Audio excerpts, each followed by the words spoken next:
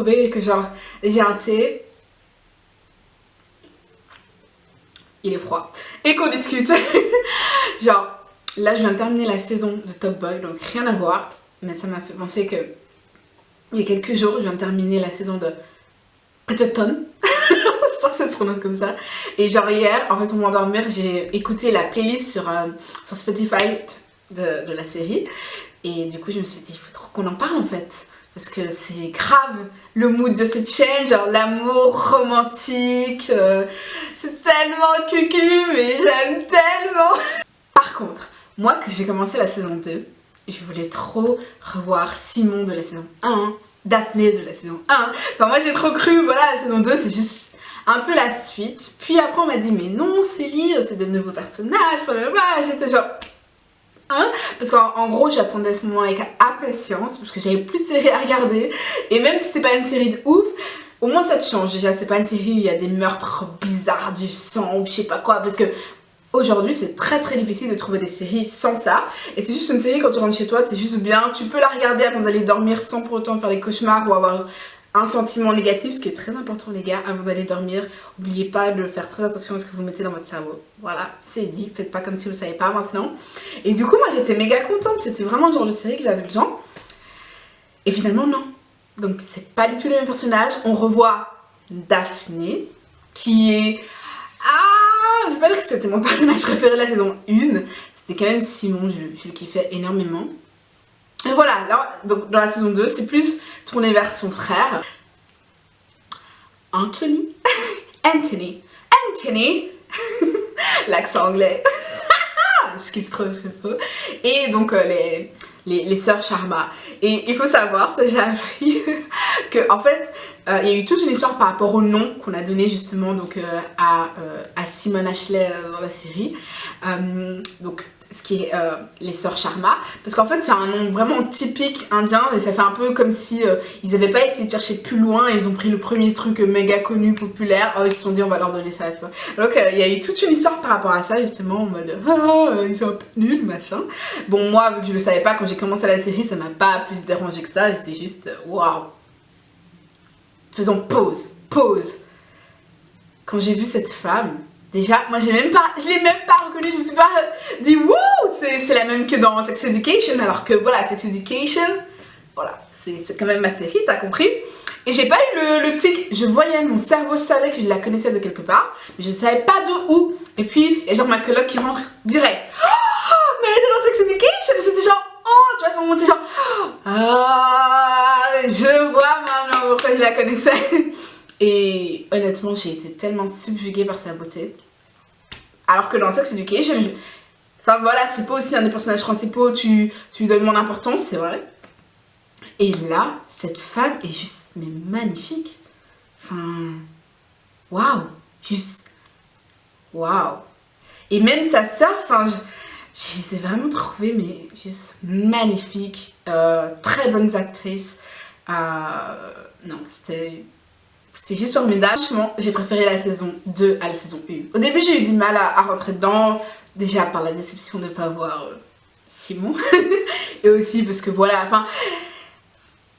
Voilà, il faut un peu rentrer dans l'histoire parce que c'est quand même très cucu. C'est les chroniques de Bridgerton. Et une fois que t'es dedans, t'es juste... T'as envie de savoir la suite. Tu te dis mais non. Et puis, oh Seigneur, qu'on en parle de... Comment ils nous ont frustrés tout au long pour qu'on ait le fameux bisou entre Anthony et Miss Sharma. Genre, à chaque fois la tension, ils ont super bien joué. Pour le coup, il y avait une telle tension sexuelle, une telle tension amoureuse, une telle... T'es vraiment là dans ton canapé et tu te dis, vas-y, il est dans, oui, non, oh non, oh non. Ah oui, j'ai regardé un épisode avec Fiona. Et quand je regarde des trucs comme ça avec Fiona, c'est tellement le pied parce qu'elle est tellement à fond avec moi, même si genre elle a pas regardé les épisodes d'avant. C'est ça qui est cool avec cette série, c'est que si t'es une personne qui aime l'amour, qui aime les... Tu vois, les petits trucs con, très amoureux, tu rentres dedans direct, tu vois. Surtout vers la fin, peut-être pas les 2 premiers épisodes, mais après t'es juste... Déjà t'es frustré, t'es en mode frère. Depuis le début, tu savais que tu devais épouser la bonne. Juste pourquoi vous faites traîner le truc après voilà, sinon il n'y aurait pas 8 épisodes. Déjà 8 épisodes c'était beaucoup trop court. Mais ouais, il y a quand même cette frustration, cette tension, et c'est ça qui rend le truc tellement bien. Et c'est sûr que pour quelqu'un comme moi, c'est le pied, ce genre de relation, d'échange interpersonnel où juste tu veux de l'amour. Et c'est ça que j'aimais bien avec le personnage de Simone Ashley, donc Miss Sharma. C'est qu'au final, tout ce qu'elle voulait, c'était le véritable amour. Alors c'est cucu, c'est tout, ça te fait repenser à ta jeunesse quand tu regardais Cendrillon et Blanche-Neige et patati patata. Mais ouais, tu vois, même dans la société dans laquelle elles sont, où le principe c'est juste en fait de trouver un mari et pour être bien vu, voilà, on va pas se mentir, et c'est pas forcément l'amour, le but c'est juste d'avoir quelqu'un pour subvenir à tes besoins, et voilà. Elle non, tu vois, elle cherche toujours ce véritable amour, et quand elle dit, c'est ça que j'ai trop aimé, c'est quand il lui demande de l'épouser et qu'elle dit non parce qu'elle a pas en conscience à ce moment-là qu'il aime réellement, c'est juste ouais, genre tu sais ce que tu mérites et t'attendras pas. Tu vas pas settle for less, you know. Et c'est pour ça que même si cette série, honnêtement, en tant que féministe, en tant que, voilà, personne qui veut faire changer la société, elle peut être un peu... tu peux être un peu révolté, on va pas se mentir, vis-à-vis du fait de comment les femmes sont traitées, comment on les voit. Parce que là, justement, Miss Sharma, elle est très... de l'autre côté, un peu... parce qu'elle fait tout ce que les hommes font, patati patata, et on est en mode non mais t'es une femme, t'es pas censée faire ça, blablabla. Donc parfois c'est un peu, voilà, t'as quand même envie de les gifler. Mais au final, je pense que si on regarde ça avec un autre œil, on se rend compte que c'est quand même les femmes qui gèrent. Au final, en fait c'est drôle parce qu'ils ont un peu essayé de faire un Gossip Girl, mais c'est pas ce qui te... Quand tu regardes la série, tu regardes tellement pas la série pour ce personnage-là. C'est un peu genre... Ouais, ok, ouais. Et j'ai été trop intéressée et subjuguée et étonnée de voir que, en fait, la dot, c'est la femme qui la paie. Je savais pas du tout que c'était comme ça, donc c'était vraiment comme ça en Europe et en Asie. Donc maintenant je comprends mieux, vous voyez, en Asie avec l'enfant unique et que tout le monde voulait avoir des garçons, etc.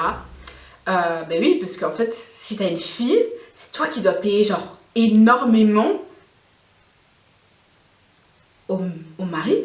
Et donc en Afrique c'est pas les plutôt comme ça, c'est plus l'opposé. Et moi j'ai toujours vu dans le sens où voilà, tu prends une valeur énorme. Enfin moi je l'ai toujours vu comme ça, genre la femme est tellement importante dans le foyer et toi tu la prends dans une famille et donc en compensation tu leur donnes de l'argent. Donc c'est pas, pour moi la dot c'est pas quelque chose de mal personnellement, alors que là du coup je comprenais pas.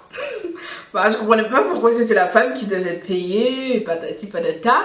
Et on m'a expliqué, parce que quand la femme vient en fait dans le foyer, elle est censée ne rien faire. Donc elle doit s'occuper des enfants, blablabla, enfin rien faire déjà, s'occuper des enfants, blablabla.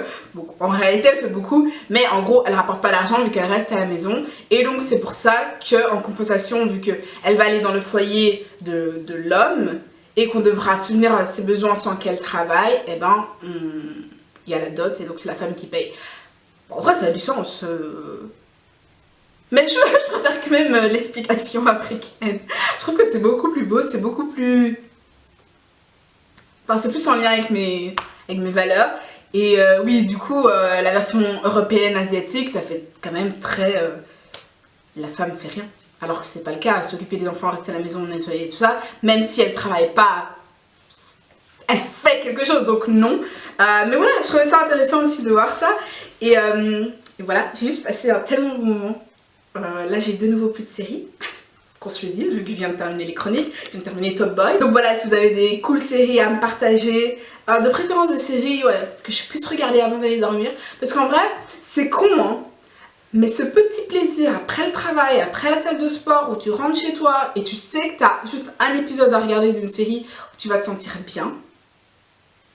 Moi ça me fait tellement du bien, genre t'as droit à tes 40 minutes de divertissement où, ouais, voilà, j'assume, j'ai besoin de ce moment où mon cerveau est aliété. Voilà, laissez-moi mes 45 minutes, 40, allez, voire 1 heure par jour où j'ai le droit de rien faire et de profiter de Netflix.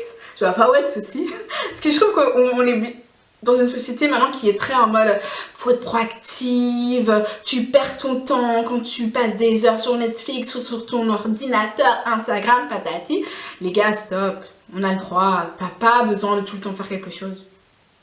Voilà, qu'on se le dise. Voilà, j'espère que cette vidéo vous a plu. N'hésitez pas à me dire en commentaire ce que vous avez pensé de la série.